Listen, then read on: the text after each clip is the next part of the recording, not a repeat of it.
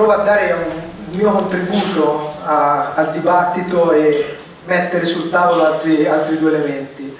La prima è questo aforismo che vedete sotto, no? Siamo in pieno di una rivoluzione industriale. Secondo me, anche dopo quello che abbiamo sentito, in questo momento la follia non è dare i numeri, ma la follia è non utilizzarli, almeno quando questi ci sono e sono disponibili. Infocamere è una società di tecnologia e di innovazione, è un po' come oggi la SOGEI è per il Ministero delle Finanze, ma vorrei ritornare sul contesto, che bene è stato anche trattato sia da Pagnoncelli che da Bonomi. In Italia le imprese sono 6.101.222, questa era la data del 30 settembre. Come vedete il 99,9% rientrano nella definizione di PMI, per la definizione che dà l'Europa, perché in Europa una PMI è quando c'ha meno di 250 dipendenti e meno di 50 milioni di fatturato. Quindi anche tutte quelle nostre differenze, no, che noi vediamo tra le piccole e le medie, per l'Europa sono tutte allo stesso pari, 6 milioni e 100.000. Ma questo è un altro indice che è importante tenere d'occhio, che è il Digital Economy Society Index, che misura il grado di digitalizzazione del paese. L'Italia è al 24esimo posto, stabile da 3 anni, non si fa un passo avanti su 28. E come vedete, vabbè, sulla connettività possiamo parlare tanto, ci sono ancora oggi pezzi di territorio che non hanno nemmeno internet, ma quello che colpisce è che siamo all'ultimo posto nell'utilizzo di internet, 26esimo. Sui servizi pubblici digitali siamo al 18esimo. Pensate, il registro delle imprese, che è una delle best practice del nostro paese, perché abbiamo un'anagrafe di quei 6 milioni di imprese completamente digitale, è una best practice in Europa e nel mondo.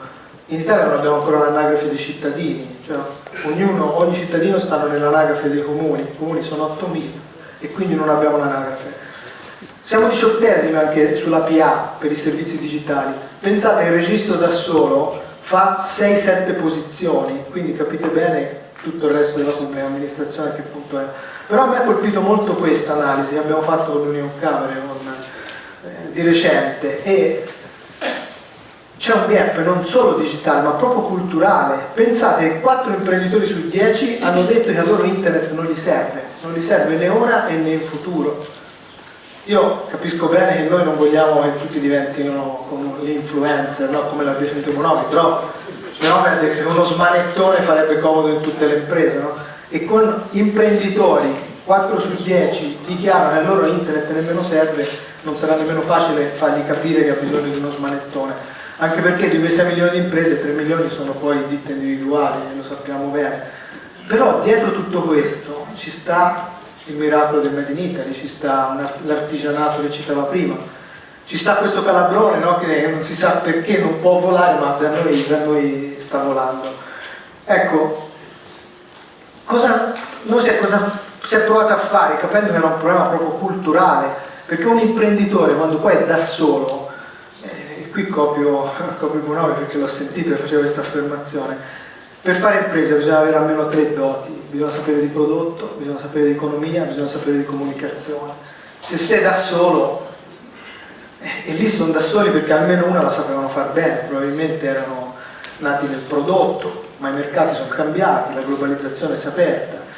Il problema dei nostri imprenditori è che quegli altri 2 competenze, skills di cui loro non sono padroni, le stanno facendo loro e magari trascurando l'unica cosa che sanno far bene, quelle l'ha portati fin lì, o il prodotto o la conoscenza dei mercati. E quindi qua è un obbligo, no? di tutti i corpi intermedi del sistema, dargli una mano. Pensate che il fatto che noi abbiamo le imprese più ignoranti d'Europa fa sì che però noi abbiamo i corpi intermedi intesi come professionisti, associazioni, commercialisti più evoluti d'Europa, perché nel 2000, quando è partita la rivoluzione digitale per tutti, la firma digitale, le pratiche telematiche, internet, da noi le imprese erano così tante che se non entravano in pista queste istituzioni, queste strutture, non saremmo mai arrivati all'impresa.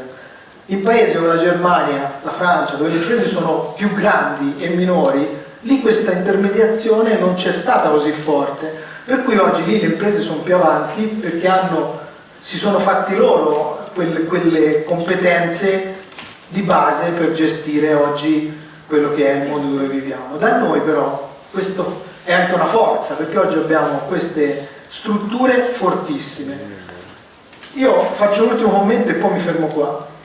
Pensate che anche gli investimenti sono stati fatti per favorire Industria 4.0, Impresa 4.0, solo per fargli cambiare nome ci abbiamo faticato al Ministero. Oggi sono stati fatti interventi fortissimi con voucher per tentare di fare coprire questo gap digitale, ma gli unici soggetti che oggi se ne stanno approfittando e hanno un vero modello di business, sapete chi sono? Sono le Big Four, le 4 società di consulenza, Ernst Young, KPMG, McKinsey, perché il loro modello è semplicissimo: 200 euro al giorno, ti mando lì un esperto di digitale nell'impresa e ti fa l'assessment. Io dico, ma questi poi a questi prezzi sono le professioni dei giovani dottori commercialisti, i ragazzi quando escono. Perché anche il mondo delle professioni, delle associazioni non comincia a capire che oggi il supporto all'impresa va spostato sempre più dall'adempimento, che è ancora complicato, ci sono cifre pazzesche, si parla di 50 miliardi solo il costo della relazione dell'impresa con la PA, quindi 50 miliardi, il costo della relazione. Però se pian pianino tutte queste competenze vengono cominciate a mettere dall'adempimento, che bene o male si semplifica. Io ho visto la mia dichiarazione dei redditi fino a un po' di tempo fa, ci voleva un commercialista per farla. Oggi uno va nella precompilata, mi trovo gli scontrini dalla farmacia, me li sono trovati, e c'ho il mio commercialista e mi chiede di portargli le fotocopie degli scontrini.